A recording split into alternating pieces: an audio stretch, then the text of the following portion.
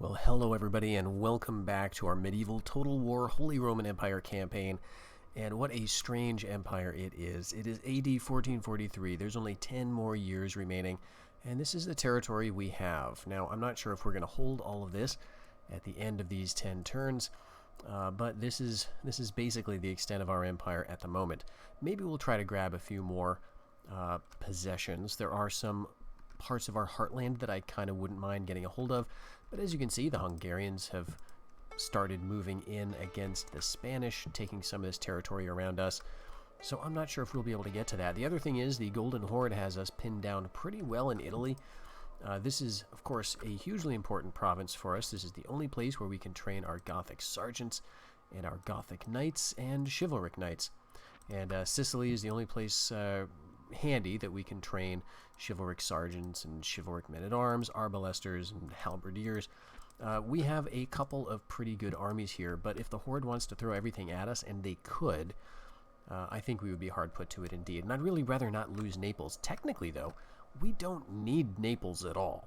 We could lose all of this, and we would still be in a pretty good shape, because as you can see, we are 12 points ahead of the Byzantines, who are in second. Now, what have these other factions been doing the whole campaign? Well, mostly dying and then re-emerging. Every single one of these factions has gone through at least one cycle of elimination and re-emergence. The Byzantines and me are the only two that have been here from the beginning of the campaign. It's quite remarkable if you think about it. It started in early, and we are the only two to make it through to the very end. Well, let's see if we can make it through to the very end, because we may have some climactic battles before this all finishes up. We are losing money, and we're losing even more money. So I think we're just kind of in a holding pattern here. We'll end the year and see what the Horde is going to do, and then think about our next moves. We did get one interesting bit of news. The English just emerged on the corpse of the Italians. The Italian faction, you know, I think the Italians may have been one of the only other original factions, unless we somehow saw them eliminated early on. But the Italians are quite the success story in their own right. Let's get through this news here. We get another warning here, only 10 turns left before the end of the campaign. And yeah, the Italians, you know, of course, once controlled all of this territory, and at the very end of the last episode, they went into a rebellion, and that triggered the English to reemerge and seize power pretty much, I imagine, in their own territory of Great Britain, and then also probably they have a few places in France, because they came up with 9 provinces. So that's going to be all concentrated around here. So pretty interesting stuff. We'll see who's going to move on Spain, if anyone is. Because the faction I am waiting for is the Byzantines. Currently, they're making 7 points, right? Even if we make no points at all, we'll still come out ahead. But theoretically, if they conquer a lot, you know, that could be an issue. So no changes here. One thing that could happen, that could shake things up, I'm kind of waiting for, is for the Pope to reemerge. I don't know if it needs to be, and I don't think it needs to be a real rebellion. In other words, the Pope can come back, I think, even if you're at perfect loyalty in the province. That seems like what happened when he reemerged on top of me recently. So I think we'll just sit here and wait. Now the Horde, if they want to go for Genoa, they're going to have to throw some men there, which means they're going to have to take some men away from some other place. And I think they're feeling a little bit pinched. They currently still have Constantinople, but the Byzantines are massing there. So yeah, let's just keep things going. The issue is, I guess, that we're not making money here because we're not trading with any of these guys. So let's actually see if we can maybe do something about this. We can move. Yeah, we can go down here to Sicily, and then maybe gradually work some other ships over here. The Horde seems to have run out of ships at the very moment when I would prefer they... Well, it's okay that they don't have ships. They've just been a bugbear for me for much of the campaign. And that's of course why we're in the problematic situation we're in. But maybe there'll be another Horde civil war we can take advantage of to get a last battle here. Okay, they are invading Bohemia. Well, that makes sense. Let's just retreat to the stronghold. I don't think there's much point in fighting that. Okay. No signs of a reemergence here. Real shame. So we'll lose Bohemia, but all of these homelands. Oh, Bohemia is now worth 4. That must have just changed. Okay, Bohemia is worth a lot of points.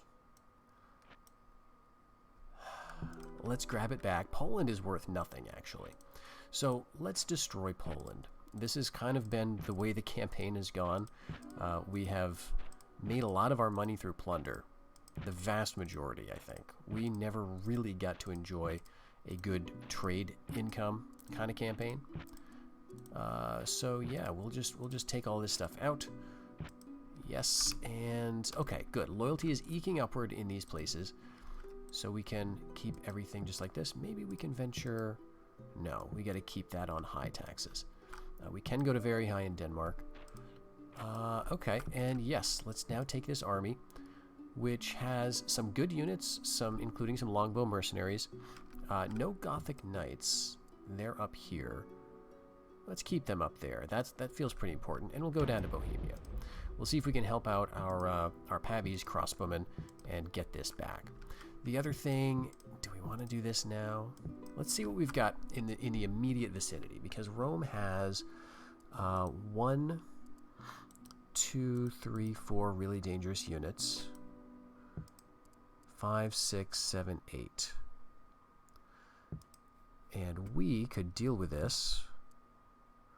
Let's see, we got really nothing down there. We've got, let's see, 3 good heavy cav here, and a crossbow, and a light cav. 7. Okay, okay. If they attack, you know, it would be a defensive battle. It'd be a little disappointing because our king is only a 3-star. He's a drinker. Ugh. This is a sad way to close out the campaign. Are we ready to go and take on this is the question. If we go up, I'm thinking of taking this army and invading the Papal States. Right, we've done this before. And I think we could. I think this is looking weaker than Rome. And that might be kind of nice to do. And then we can get another army up around here. Maybe grab Austria or something. Yeah, or maybe finish off Spain. Get Tyrolean Switzerland back. Who knows? Now we do have money, so we should take advantage of that. And let's use that to build... let's see, that's going to be what, 300... What do these guys cost? 275, that's another 300, so 6. Let's leave the mounted sergeants out of this for now and go with let's go with a Gothic Knight unit, another one of these, just to have down in Naples. I think we can afford all of that stuff. Okay, and it looks like they're not bringing in any more forces into Bohemia, but they are bringing forces down to the Papal States. Oh, so annoying. Okay, we just take Bohemia back without a fight, but... Oh, wow, I was really expecting a battle here. Okay, and great, we've got bandits in Poland. So that's a mix of Golden Horde and rebels. They'll have to fight it out. And yeah, okay. Well, I will take this. Bring you back over. I'm not seeing their ships anymore, so maybe they lost the last of their boats. We're making a little bit of money currently, which is kind of surprising. Let's take the Caravellia, and we'll move him. Let's see, where would be good? I think, you know, we could make money by trading with the Sicilians. Let's do it. And if we get a little more cash, maybe I'll go crazy and spend it on a caravel, right? But in the meantime, let's just hold on to Bohemia if we can. Poland, what do they have? Okay, they got a handgunner. And it's a handgunner versus a trebuchet. This is the stupidest fight of all time. Okay. I wonder who's going to win. My money would be on the handgunners. Okay, so we're going to lose Poland, but we're going to keep Bohemia. And now our army is in the Papal States. This is led by another Prince Friedrich. I think Prince Friedrich was the guy who led the last army that went into the north. I could be wrong. But we had an army that marched north and took Swabia. We had another army that marched north and took, went up here into all of this stuff. And so this is Prince Friedrich, 38 years old. And he's the only heir, and our king still hasn't produced a son or any child. He's 40. He's done nothing. That's a really, really sad end of the empire. Okay, let's go to Venice then. We'll kick them out of Venice, maybe, unless they move a bunch of troops back. Let's crank up the taxes to very high and see if we can get a papal reemergence.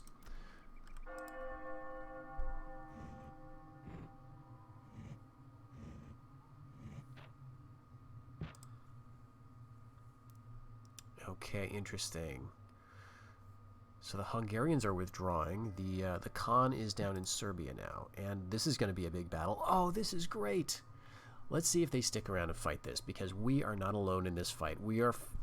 I think this is the first time in this campaign we're going to see one of the very cool and pretty rare features of medieval Total War, which is when you have allies who join you in a battle. This is from the Byzantines, from Milan, just to our left here. Our Prince Friedrich is going to be joined by Prince Alexius. How fitting, the two heirs to the thrones of their respective empires, East and West, together, working together like allies should. This is like the alternate history that never was. Great stuff. Okay, so what they've got is not a lot of Pronoi, but they do have some cataphracts. They do got some Bizcav, some Byzantine infantry, some guns, and a really nice general. So that's got to count for something. And we've got a beautiful little army here. We've got, looks like 2 Gothic knights, 2 royal knights, a chivalric knight, halberdiers, chivalric men-at-arms, a couple of these Gothic sergeants. We've got a great army, and we're fighting 868 Mongols. Let's get into it. But let us see. Okay, and there's our allies right there. We can take a look how they're all set up, and I think we can keep this broad arrangement with our halberdiers, Gothic sergeants in the center, halberdiers on the left flank, chivalric sergeants, men-at-arms in the back. Yeah, I like that. You know, the archers is potentially a problem, but here's the halberd unit. We have not seen these, and you can notice the similarity of the Gothic sergeants unit. These guys are basically the Gothic sergeants, but with different weapons and no shield. So they've got a pole arm, good versus armor, whereas these guys are, you know, spear and shield. Pretty solid unit. Okay, it looks like the chivalrics are on the left. Gothics are flanking the general with royal knights. Okay, great. Where's the enemy down there? Now, one thing you can do, which is great, is you can actually screw up your alliance. You can backstab in the midst of a battle. I'm not going to do this, but a message pops up here if you accidentally, in the swirl of melee, click on the wrong unit. So thankfully, the game allows you to change your mind about all that. Let's go and avoid the trebuchet. I think we want to go down to this little village here, and we'll let the Byzantines have the high ground, and we'll attack them from the left.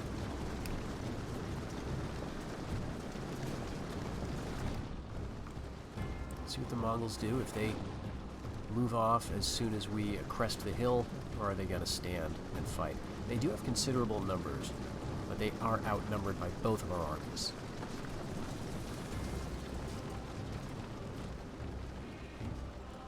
Now, under normal conditions, when this happens, what I love to do is let the allied army do the brunt of the fighting.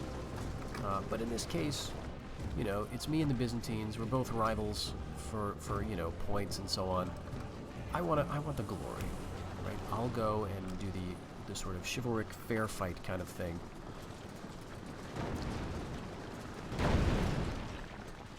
Okay, and we'll help them, right? We are getting catapults.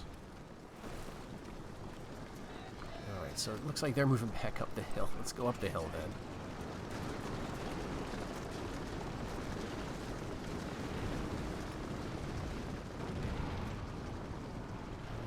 How is this going to work out? It'd be great if the Byzantines take care of the siege stuff. It looks like they are. Beautiful. And then I don't mind focusing on the heavy infantry. It looks like the catapult's been destroyed. We're going to get back up to the top of the hill, and then we'll move back down to the trees. I'm hearing catapult sounds. That sounds suspiciously like catapults. I think the Byzantines, maybe. Yeah, that's catapults. All right, let's get down the hill. Or is that a Byzantine gun? Oh, they've got a culverin. Oh, dang. Wow. All right, we have to kind of watch for that then. They've definitely wrecked. Yeah, there goes their cannonball. Okay, really cool.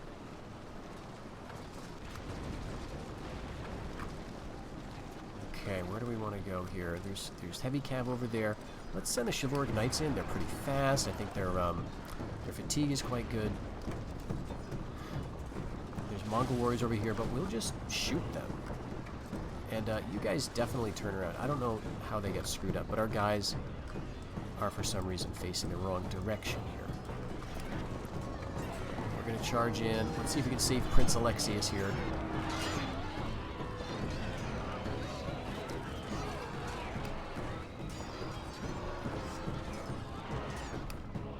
And let's peel off a unit of Gothic Knights around to that fight. There's a lot of heavy cavalry over there.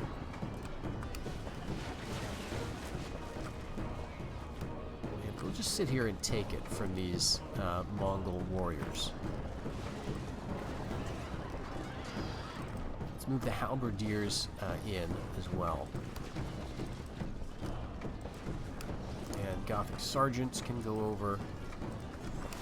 Maybe all of them can go in this direction. We've got handgunners coming, but that's fine. I'm going to keep the right basically where it is. Maintain that missile superiority. Yeah, and look at these guys. They're marching quickly. And look how slow they move. Alright, let's go right in on the Mongol heavy cav. They've routed the Byzantines on the left.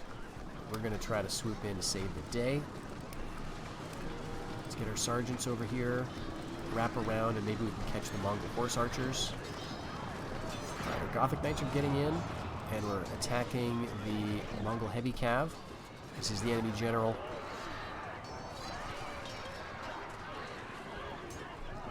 I think we're also fighting some of these horse archers. Yep. Okay, they're doing some damage.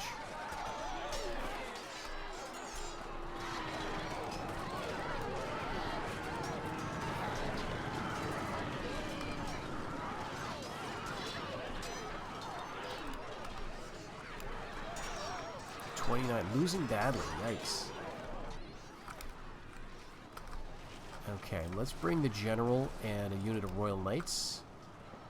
And we'll keep the Gothic Knights up here for now because we may need some other melee help.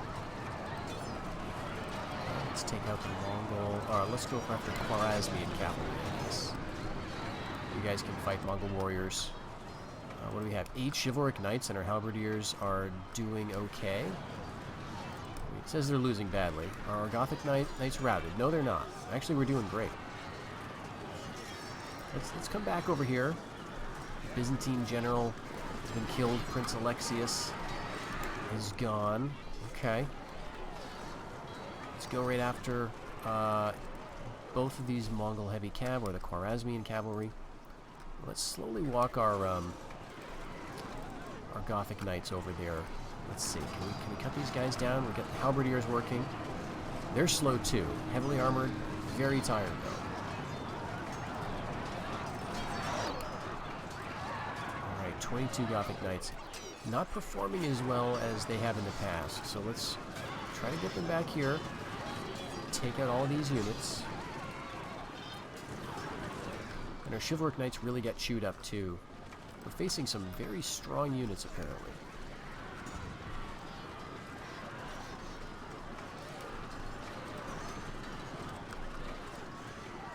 I think they're pretty good, pretty well dealt with over there. Chivalric Knights are going to come in, and hopefully that'll be the end of them. Oh, the naphtha throwers may cause us a bit of trouble. Okay, let's get everybody out of here really quick, actually, before the naphtha throws. Don't let them throw. Okay. Yes, let's go over here, and we do have some cavalry that we will have to deal with. There's some Mongol warriors in the trees. We're just doing our best to kind of ignore those guys.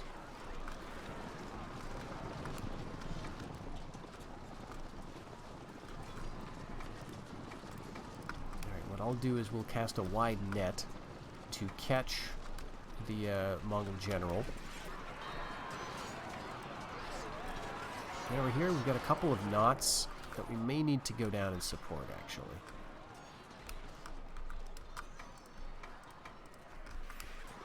Let's run everybody down here.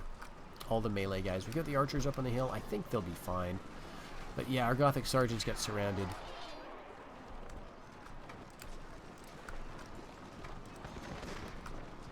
Oh, great. Byzantine handgunners are trying to do some damage to the enemy general. We just want to close around him, and then everything can come in.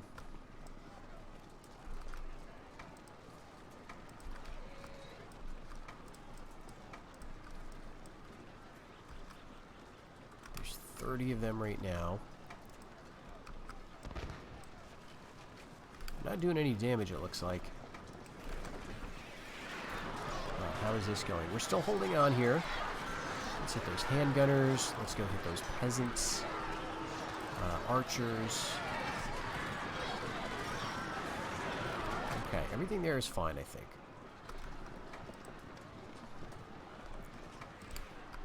Halberdiers are coming. So let's send the Royal Knights just a little bit more.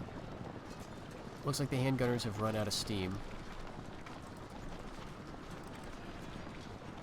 Alright, and let's send in our fresh Gothic Knights. The Chivalric Knights, I'll give them one more charge.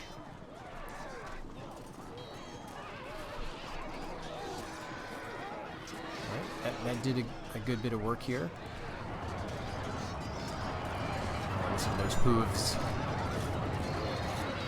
Such a nice rumble. Alright, 25, 24. I think we've got him.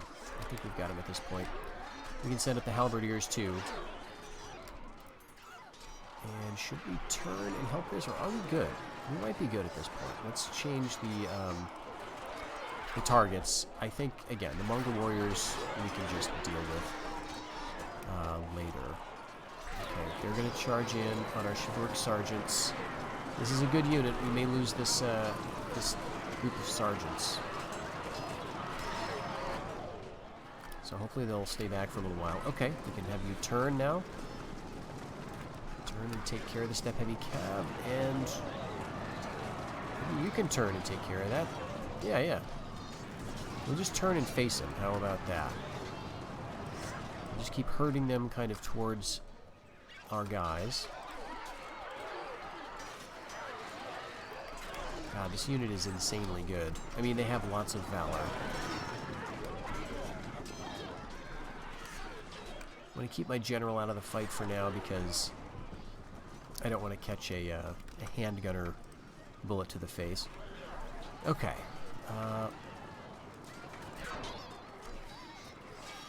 Let's now move these guys back up the hill, I guess. Mongol warriors are attacking. They probably would beat us.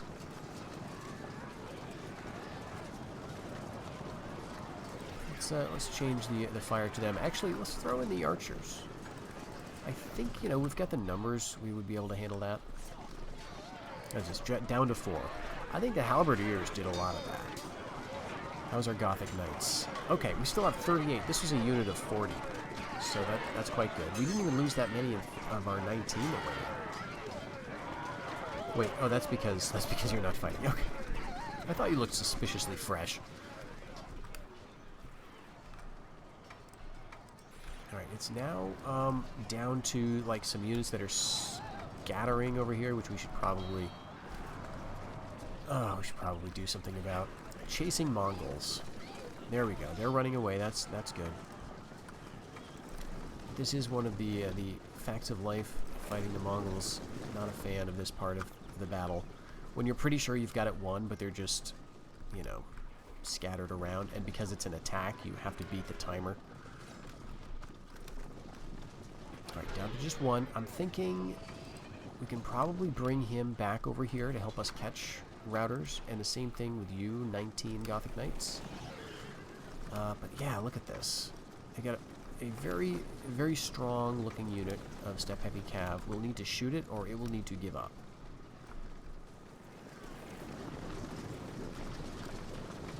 Chivalric sergeants, I guess you need to stick near these guys, because if they fight, we're going to need to have some spears handy. And this is still going on.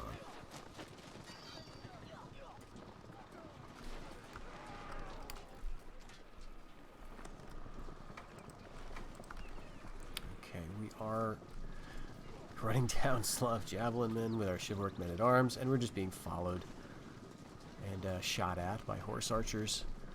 But it's just these little tattered pieces of the army. This is probably one of the worst situations, you know, now that I'm thinking of it, for a late-era German army. You know, where we've got all this heavy stuff, but we're such a plodding, slow force that it's difficult to get a decisive win when we're facing Mongols with tons of skirmishers and speed and light units, and strong units too that take a long time to kill.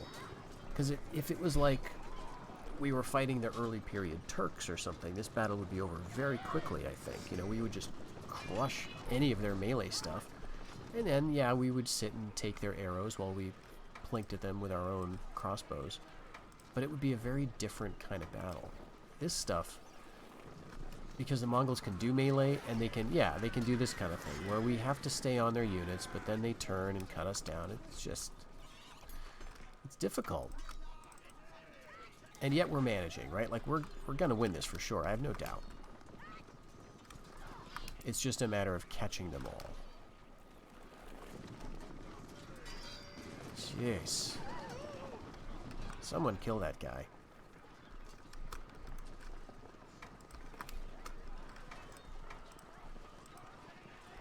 Alright, now we've got archers here now, and, alright, where's my buttons? Okay, there we go.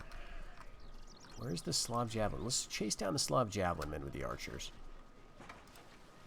And we are shooting down their step heavies. You can turn and, deal with the Mongol horse archers. Are you going to attack our arbalesters? Let's just have you guys all engage at will. Oh, you're gonna turn around and fight? You're gonna do it? Because I would friggin' love it. Let's get some melee.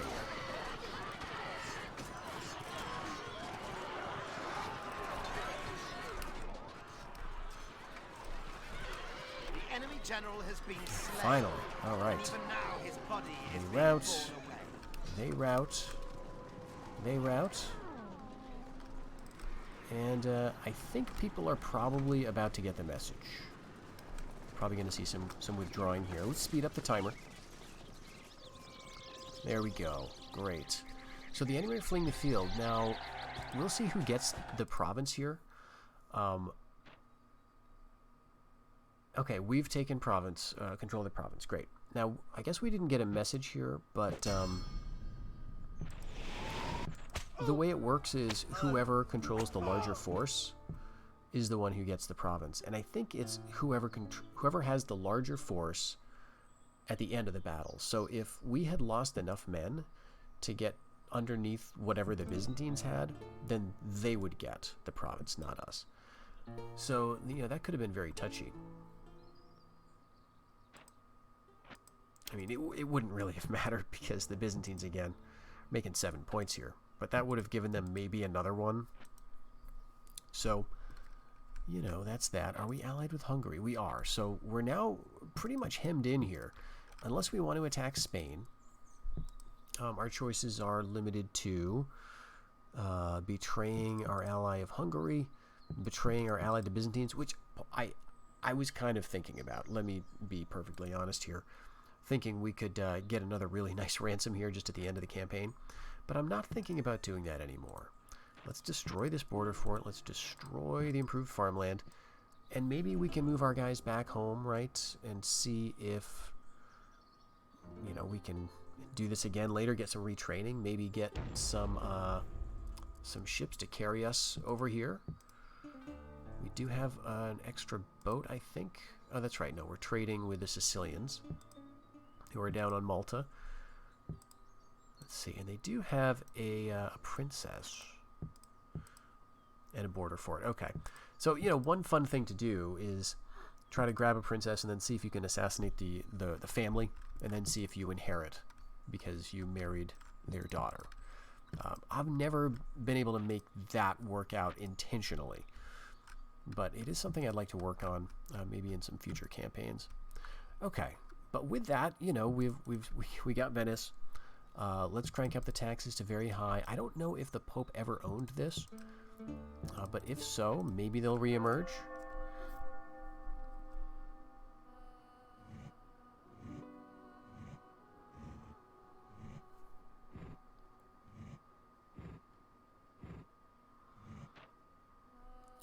Okay, yes. And Croatia, the Hungarians are out. That's a shame. All right, and the Horde, yeah, the Horde is doing good. All right, we're getting the Papal States again. Nope, just a regular, boring loyalist revolt in Venice. Well, at some point it's going to happen. Let's get back here to Naples again. Very high taxes in the Papal States, and we are back in business, right, in terms of money.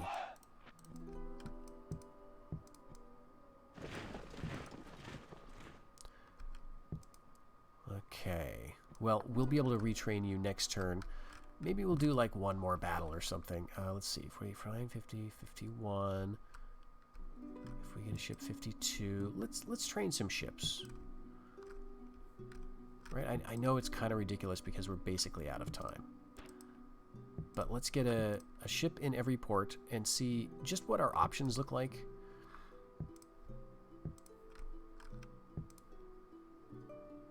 We definitely can't afford all of that. Okay, so let's cancel the Antioch one.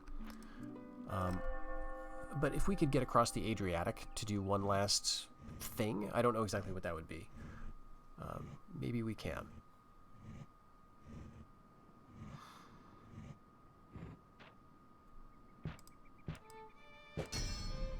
Five turns left. Man, they really go in with these warnings. Okay.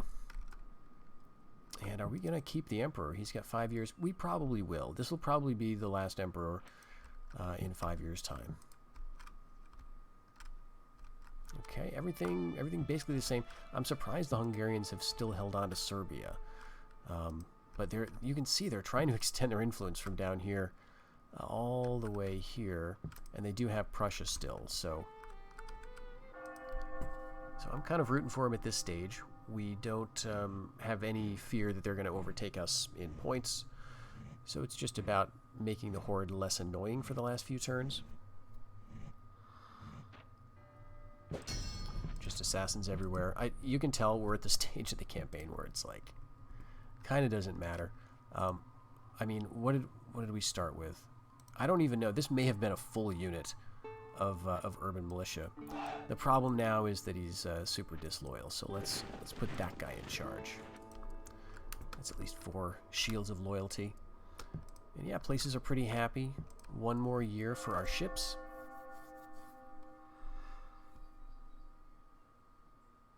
And 2 more boats should do it, unless the Horde is making boats.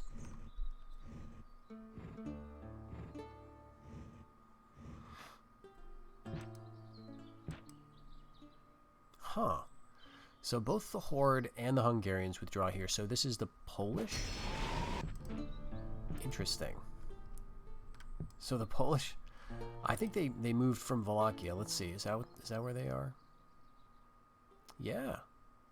I don't think they have much else. In fact, that's probably all that they have. I think the Horde has everything around them. But they did break out of Wallachia for a little while there. But it didn't last, and so they seem to have done a pretty good job. Let's see, are they at war with anybody? Well, yeah, the Horde, but they're not at war with Hungary. Okay, good. So I guess the Hungarians and the Horde decided to leave, which is interesting. Okay, there's our other ship. We'll move you.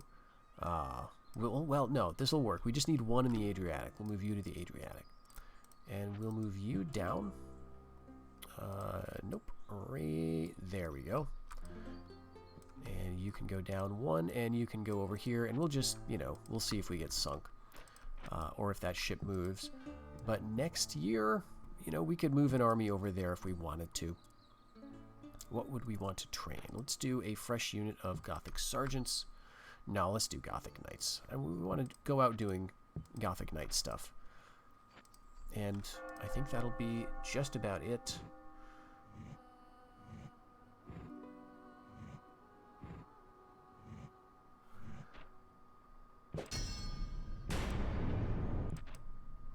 And the Italians reappear. Wow. Alright, so they're going to get Italy back, I would assume. Because look at this. 9 rebel provinces joining the revolt, and they're attacking 1 province. So they're attacking Brittany. This may be the English, or maybe it's just a rebel province that they've emerged in, and now they're going to get 9 more. So I'm going to guess that's 1, 2, 3, 4, 5, 6, 7, 8, 9, something like that. They had all of this. That's crazy. Okay, 1452. Last thing to do. Do we want to do anything else? We can't. We can't attack over the Adriatic because there's a ship. We could... No, we can't, because we can't leave Naples because of this ship here. So I was thinking, well, maybe we could get to Greece. Nah, we can't. That's fine. We could do another attack on the Papal States or Rome, but honestly, you've seen the Mongol battles. You know how they go at this point. I've seen how they go. We don't really need to do it. Let's just end the turn.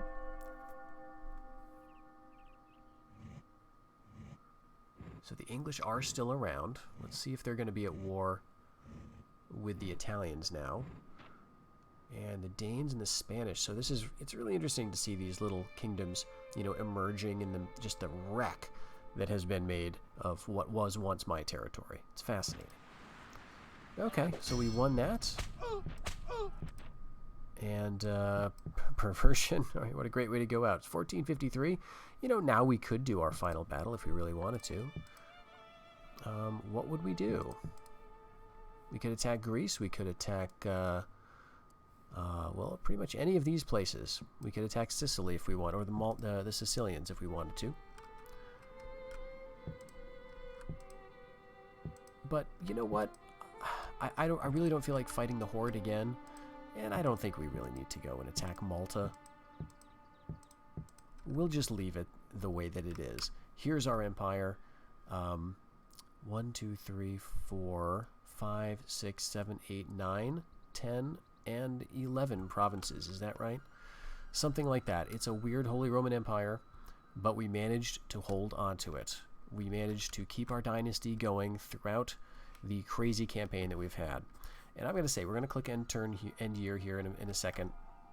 And we're going to, you know, get the victory screen, which I don't know.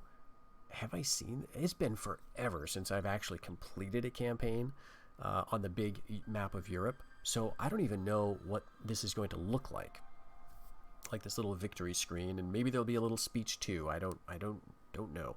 I know how it works in the Viking campaign. Those are quite a bit shorter. But anyway, this has been my most stressful campaign ever, possibly, in any Total War game. This has been just an insane amount of trying to think of solutions, just recalibrating, trying different things, determining that they didn't work, or I would need to invest a lot of time and effort to make them work.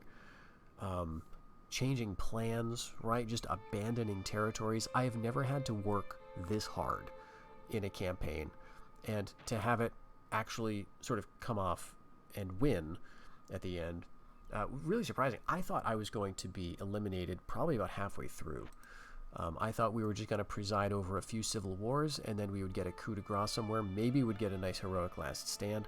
But I was thinking this might be a campaign that we just finished, you know, in disgrace. Now, this is not like fantastic. We did not do super well. But again, just to talk about I guess the possibilities that this game allows, right? We went in with a few stipulations, right? There were points when we could have taken more territory to the west, where we could have attacked our allies a little bit sooner, you know, where we could have been a little more aggressive. And we chose not to for a few reasons. Partly, in some cases, it was that it didn't feel right. It didn't feel in character. In some cases, it was because I didn't think they would work, you know, and in some cases, we were just flat out beaten by the AI on a few occasions. So it's this is the way I love to play, right? Where you have a sort of a goal for your campaign, and you sort of go along with that goal, and then see what the AI is going to do with it. See what you're going to be forced to do in terms of decisions, because we had a lot of decisions to make. I'm kind of shocked we still have Antioch. You know, let's do, before we click the end year, what's going to happen is I think we're going to lose control, and we're not going to get the option to play any further. So what we're going to try is a little cheat. All right, and this opens the entirety of the map for us. So now we can see everything everywhere. This is a little cheat code. You type in the period, Matteo Sartori period, and that's actually one of the developers' names apparently. And this just sort of toggles the fog of war, so you can see everything that's going on in the map. So let's take a look here before we wrap things up and click end year, and see how things are actually disposed. So we can't see the buildings or the units, but we can see, yes, the Italians indeed took all of Spain back. The Danes took their little outposts in Grenada and Algeria back when they re-emerged. And the English are up here in pretty much where they started, right? Like France and Great Britain. The Danes, yes, indeed. The King of Denmark is isolated on Ireland. You can just see the head of his horse back there. And otherwise, we kind of knew what this looked like. The people of Novgorod pretty much stuck in Livonia and nowhere else. But for whatever reason, the Golden Horde not able or wanting to actually finish them off. So this is probably the most surprising thing to me, is how the Horde did so well. Now, granted, early on, we allied with them and we wanted them to do well, so we probably, you know, arranged things so that they would conquer all that they did. But towards the end, I've never had them be so aggressive, right? Getting into northern Italy here. So it's been really interesting to see that. Several campaigns, you know, the Horde will emerge, and then they will falter very quickly. So, you know, the Byzantines will take them out. You know, some other faction will just stomp on them, or they'll disintegrate after a few years, and other factions will kind of swoop in and pick up the pieces. But you just never know how it's going to go, and it's fascinating. So yeah, the Byzantines remaining strong, but were never able to seal the deal. They came close. They attacked Constantinople a few times, and they were definitely getting back parts of Anatolia, but they never could quite make it. Despite that, though, I mean, this is also a very successful Byzantine run in terms of how they did, and I'm really pleased to see that they didn't go nuts over all of the steppe, right? I just don't like to see things looking that ridiculous with the Byzantines all up into Russia. But no, the Horde definitely took care of that. So we're going to end the year here and see what waits for us at the end of it.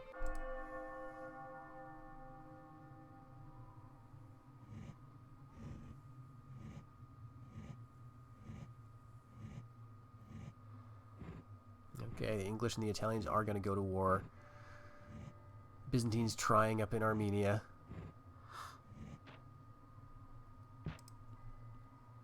The English are going to keep Normandy, but the Italians are going to grab Anjou. The Byzantines will take Armenia, and victory. The year is 1453, and the time has come to assess the glory of your realm. Your glorious achievements outstrip those of all your rivals. Victory is yours. Yeah, you know, I kind of thought this was, it was something like this. The Viking campaign has this little scene at the end that takes up the full screen, and when you win, there's a little voiceover. I don't know, maybe we will get that in the end, but this is basically what you see at the end of the conquest victory with a bit of different text. But yes, our glorious achievements outstripped those of all our rivals. Despite the weirdness of our realm, we still pulled it off.